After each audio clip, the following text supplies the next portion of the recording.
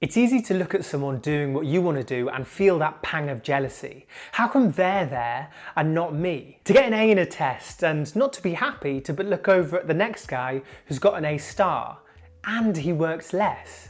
That doesn't feel right. Comparing ourselves to others is easier than ever in an age where technology is right in front of our faces and also in our pockets. In this video, I'm going to talk about why competition should be faced inwards and why we should try and be genuinely happy for the success of others. My name is Kieran, I'm a junior doctor and a comedian. As always, subscribe, you know the drill. The first thing we have to understand is that people have different strengths.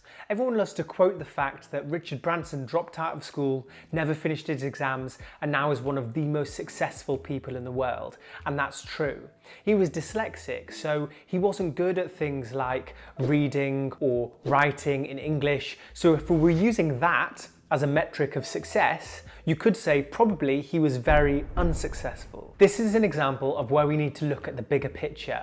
Yes, he may have been weak in these fields, but he had strengths in other areas, like probably persuasion, hard work, thinking creatively. So rather than taking things in this linear picture of I'm not good enough because that person's better than me, you have to take the 3D picture and consider that people are good and bad at different things. Being happy for other people will actually make a big difference in your life.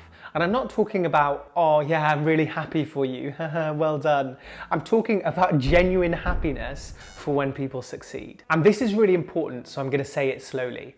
Other people being successful doesn't pull you down.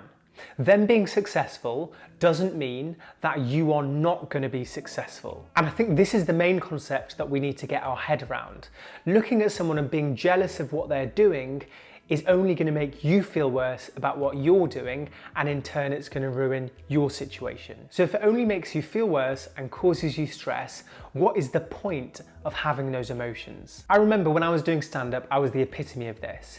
I was looking around at comedians that had started around the same time I had, thinking, why are they getting into the big clubs? How come they're getting these big TV appearances and I'm not getting these breaks? But these thoughts just aren't productive. Them getting the breaks doesn't mean that I won't get the breaks. We can both share that success.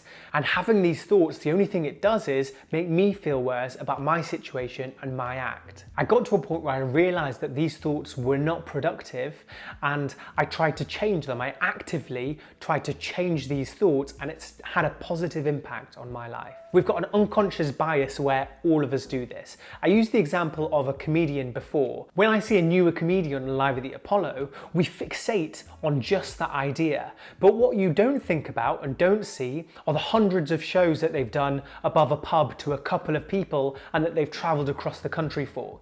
You don't think about the thousands of pounds they've spent at the Edinburgh Fringe every single year, yet they turn up every year. We hold this biased view that everything is rosy and perfect for everyone else and they haven't had to endure the hardships that we've had to endure. But actually, that's just not true. The people that have risen to the top are actually the people that have fallen the most. To throw another cliche at you, you cannot win the lottery if you don't buy a ticket. If you don't try and try and try, how can you ever hope to succeed in it? But then you might think it's luck. They're having a stroke of luck to get to the position that they're in and I'm just not getting my break.